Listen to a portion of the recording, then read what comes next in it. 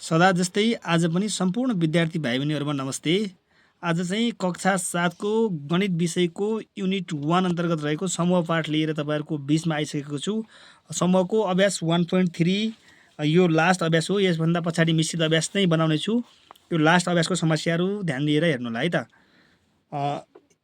यो 1 नम्बरमा के लेखेको छ भन्दाखेरि यदि समूह F बराबर सयपत्री गुलाब गुराँस छ भने क नम्बरमा के भनेको छ भन्दाखेरि समूह एफबाट बन्ने एक सदस्यीय उपसमूह बनाई नामाकरण गर्नुहोस्। ख नम्बरमा के लेखेको छ भन्दाखेरि समूह एफबाट बन्ने 2 सदस्यीय उपसमूह बनाई नामाकरण गर्नुहोस्।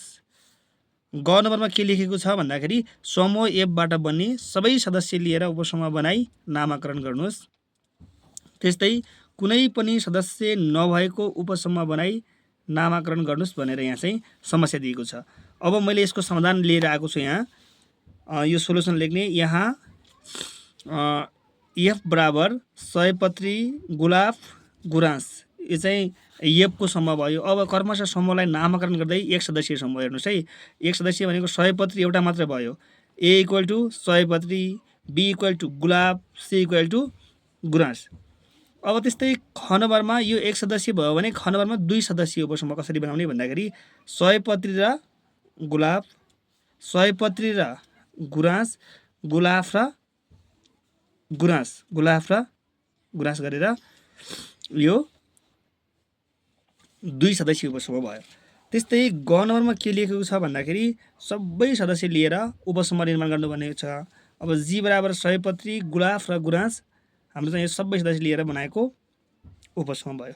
त्यस्तै घ नम्बरमा भनेको छ कुनै पनि सदस्य नभएको उपसमूह बनाई नामाकरण गर्नुहोस् भनेको छ। अब कुनै पनि सदस्य नभएको भनेको खाली समूह है। एच इक्वल टु यो इन्फिनिटी सेट अथवा खाली समूह। त्यस्तै प्रश्न नम्बर 2 मा के भनेको छ भन्दाखेरि प्रश्न नम्बर 1 मा बनाइएका उपसमूहबाट उपयुक्त उपसमूह र अनुपयुक्त उपसमूह छुट्याउनुहोस् भनेको छ। अब हामीले उपयुक्त उपसमूह भनेको के हो भन्दाखेरि समूहका केही सदस्य मात्र लिएर बनाइन्छ भने त्यसलाई उपसमूह भनिन्छ। यहाँ माथि बनाएका समूहहरूमध्ये उपयुक्त उपसमूह भनेको यो क नम्बरको सबै उपयुक्त उपसमूह, ख नम्बरको सबै उपयुक्त उपसमूह छ र घ नम्बरको उपयुक्त उपसमूह छ। त्यसैले यहाँ के लेखेको छ भन्दाखेरि उपयुक्त उपसमूह भनेको A B C D E F र एच हुन्।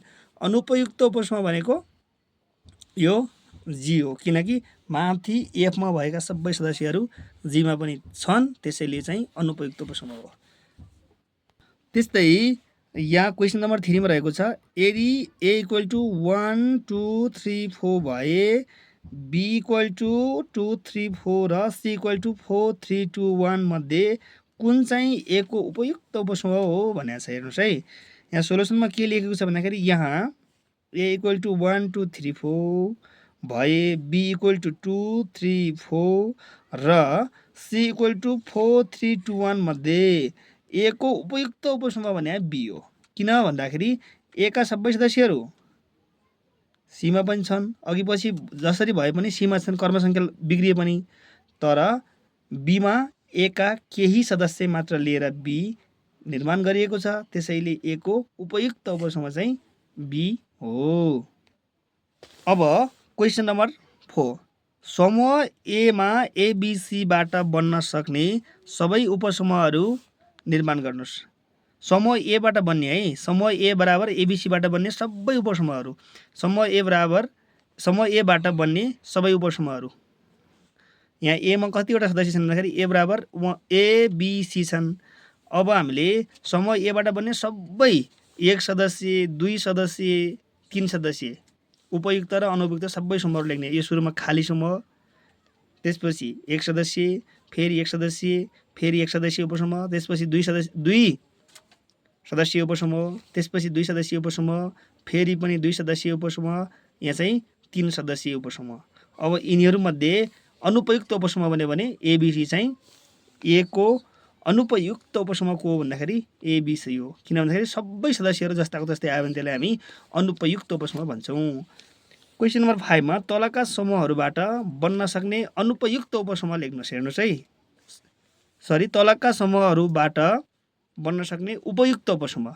उपयुक्त उपसमूह भनेको समूहका कसरी उपयुक्त उपसमूह बनाइन्छ भन्दाखेरि यहाँ पी इक्वल टु एबीबाट बन्ने उपयुक्त उपसमूह एउटा खाली समूह, एउटा ए, एउटा बी। फेरि एबी लेख्यो भने त्यो अनुपयुक्त हुन्छ, त्यसैले चाहिँ एबी नलेखेर खाली समूह, एक सदस्यीय समूह बनाउने भने यो उपयुक्त उपसमूह बन्यो। त्यस्तै क्यू बराबर 4 र 5 छ बाट बन्ने उपयुक्त उपसमूह, यसमा पनि एउटा खाली समूह, एउटा 4, एउटा 5, यो उपयुक्त उपसमूह बनाइरहेको छु है। अनि त्यस्तै ग नम्बरमा R equal to P Q आरबाट बन्ने उपयुक्त उपसमूह, यहाँनिर उपयुक्त उपसमूह